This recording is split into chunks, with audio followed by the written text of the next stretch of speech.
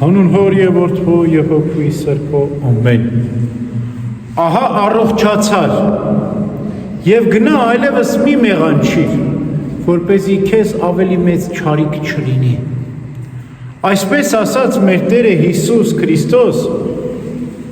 Պրոպադիկե ավազանում գտնվող 38 տարվա անդամալույծին, որ հիվանդ էր, որ քայլեր չէր կարողանում։ Ինչ էր այդ Պրոպադիկե ավազանը և ով էր 38 տարվա անդամալույծը։ Այս ավազանի մեջ մի հետաքրքիր հրաշք էր տեղի ունենում։ Ժամանակ առ ժամանակ այնտեղ էին հավաքվում հիվանդները, աղտաժետները, ցավագարները, աղքատները, և Տիրոջ հրեշտակը իջնում էր ավազանի վրա, և ով որ առաջինը մտնում էր ջրերի մեջ, բուժվում էր, դուրս էր գալիս։ Այն ժամանակ, երբ որ հրեշտակը իջնում էր, այդ պահին պետք է մտներ ինչ-որ մեկը այդ հիվանդների բազմությունից, ով որ առաջինն էր մտնում, բուժված դուրս էր գալիս։ Հնում մարգարեներն էին բուժում, Եղիսեն բուժեց, Եղիան բուժեց, հարություն տվեց մեռելներից,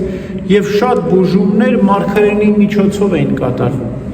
Բայց մարդկանց մեղքերի պատճառով մարգարեներ այլևս չկային Իսրայելում։ Եվ Աստված ուզում էր մի փոքրիկ մխիթարության աղբյուր բաշխել, շնորհել ժողովրդին։ Եվ այդ մխիթարության աղբյուրը հենց այս Բեթհեսդա սրահն էր, Սելովամի ավազանը, որտեղ Տիրոջ հրեշտակը ժամանակ առ ժամանակ իջնում էր, և ով որ առաջինը մտներ ջրերի մեջ բուժվում էր։ Եվ այս անդամալույծը մոտենալով Տիրոջն ասաց. «Տեր, ես ոչ ոք չունեմ, որ առաջինը ինձ իջեցնեն ջուրը, և մինչ ես դանդաղում եմ, մեկ ուրիշն ինձանից շուտ մտնում է ավազանը և բժշկված դուրս է գալիս, և քանի որ հրեշտակը ոչ միշտ է գալիս և խառնում ջրերը, ուստի այդ խառնման ժամանակ ես միշտ ուշանում եմ և այսպես երկար տարիներ այստեղ ընկած եմ»։ Եվ մեր Տերը անմիջապես անդամալույծին ասաց. «Վեր կաց, վերցրու մահիճդ գնա», և բուժվեց այս մարդը։ Եվ Քրիստոս էլ թողեց, հեռացավ այդտեղից, որովհետև ժողովուրդը անմիջապես հավաքվեց, ուզում էր իմանալ, թե ով բուժեց 38 տարվա անդամալույծին։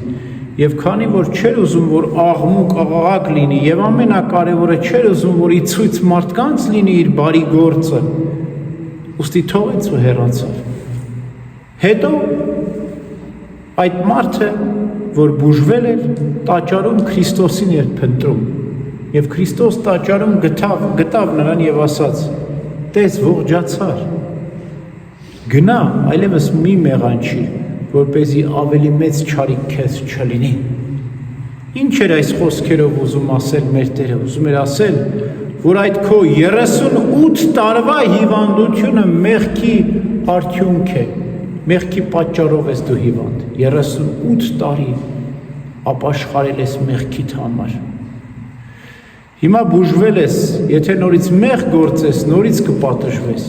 Եվ ավանդությունը գիտեք ինչ է ասում, որ հենց այս անդամալույծը գնաց Կայափա քահանայապետի մոտ ծառայության մտավ, նրա ծառաներից մեկը դարձավ, և երբ Քրիստոսին ձերբակալեցին, մատնության գիշերը հենց այս անդամալույծն էր, որ առաջին ապտակը Քրիստոսին հասցրեց։ Հենց սա։ Եվ երբ Քրիստոսին ապտակում է այս անդամալույծը, որ Կայափայի քահանայապետի ծառա էր դարձել, մեր Տերն ասում է. «Ինչու ես ինձ ապտակում»։ Կարծես հիշեցնում էր,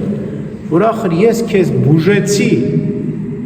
38 տարվա հիվանդություն ունեիր, ոչ միայն բուժեցի, այլև զգուշացրի, որ նորից մեղք չգործես։ Բայց այս մարդը ապերախտ գտնվեց, Քրիստոսին ապտակեց։ Սուրբ Գրիգոր Նարեկացուն այս մարդու մասին իր Մատյան ողբերգությանը մի գլուխ է նվիրել, Եվ ասում է, որ նա զղջաց հետո, Քրիստոսի հարությունից հետո շատ զղջաց, արտասվեց։ Իհարկե Քրիստոս ներեց նրան, բայց ծանր էր բուժումից հետո, նորից մեղք գործելուց հետո զղջալը շատ ծանր է։ Աստված պատրաստ է, ներողամիտ է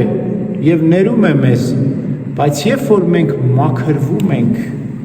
երբ որ մենք սրբվում ենք, երբ որ առ Աստված ենք դարձնում և հետ ենք գնում, թավալվում ենք տիղմի մեջ, այն ժամանակ շատ դժվար է մեզ մաքրվելը։ Այս պրոբերդիկայի Սելովամի ավազանը խորհրդանշում է մեր մկրտության ավազանը։ Ինչպես անդամալույծը բուժվեց, մաքրվեց, այդպես էլ մենք, երբ որ մկրտվում ենք, մաքրվում ենք մեր մեղքերից, սրբվում ենք, նոր մարդ ենք դառնում, Աստված ողորմածաբար ներում է մեր մեղքերը, բայց նաև զգուշացնում է, ինչպես այսօրվա անդամալույծին զգուշացրեց։ Ահա, մաքրվեցիր մեղքերից, տես, որ նորից չախտոտվես, որպեսզի քեզ ավելի մեծ չարիք չլինի։ Ավելի մեծ չարիք է, երբ որ մենք մկրտությունից հետո, սուրբ հաղորդությունից հետո, քրիստոնյա դառնալուց հետո վերադառնում ենք մեր հին մեղքերին, ծանր մեղքերին։ Աստված պատրաստ է անգամ այս պարագային մեզ ներելու, բայց